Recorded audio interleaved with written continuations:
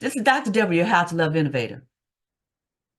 How to love, I say, is to hold someone or something in such high regard that you make the necessary sacrifice to stay connected to that someone or something. Now, I use as my model the infamous, the most probably well-known figure in the history of the world, Jesus of Nazareth, as my example, the necessary sacrifice. I thought about forgiveness. And for the first time, I realized that, of course, forgiveness is an act of love, but forgiveness is something only God can do. It's something only God can do. I can't forgive you because I don't have the power. I don't have the means to forgive you because you and I are flesh and blood human beings that do human things. So to ask me to forgive you is, or to expect me to forgive you is a fallacy. It's a misunderstanding on our part. Maybe it is our attempt to punish someone or to make someone pay in some way for what they've done to you. But that is your job.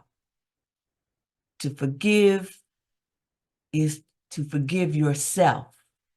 How many times have you think that you have forgiven somebody else only to realize you're still tormented? And the reason why I think you're still tormented is because you have to forgive yourself. Too often, when something happens to us, we try to find a way to blame somebody. And many times it's ourselves, even though we think we're blaming the other person. And the reason why it's ourselves, I believe, is because we are the one that's carrying the baggage of the behavior, of the thing, of the trauma, of the whatever it is. We are carrying the baggage. That's why it is up to the person who has incurred the wrongdoing, who has suffered, that's it, who have been sacrificed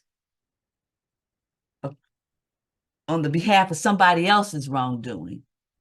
It is up to us to forgive ourselves. And in doing so, we let go of the other person's need to do anything, our need for them to do anything. We let it go.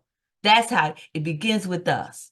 I'm thinking of a situation right now where something, and I'll just use me, something I need to let go of that I can't, it keeps coming back up to my mind. And the reason why is not because of someone else, is because I'm holding on to it. And the minute, and I've had these experiences, the minute I let it go and just said, this is still about me. No, I didn't do it. And I didn't do it to myself. But what I am doing to myself is hanging on to it. So then that forgiveness becomes a part of what I have to do. And that's why.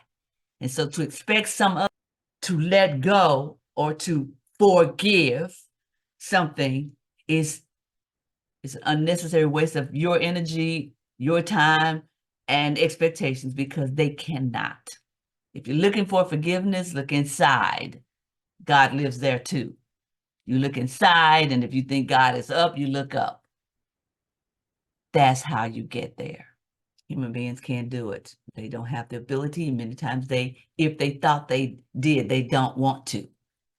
And again, they think they're holding something against you when really they're doing the very same thing to themselves that you're doing to yourself. They think they're punishing you when they're really punishing themselves. So no, you don't let it go because you can't make somebody change what they did. You let it go because you have the power. Now that's where your power is.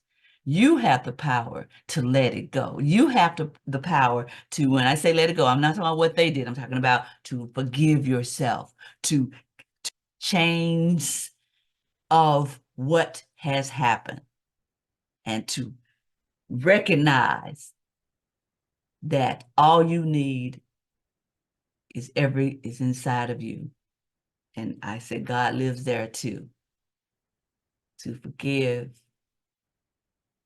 is to free yourself. And that's your responsibility. That applies to you and to them or to it or whatever the thing is.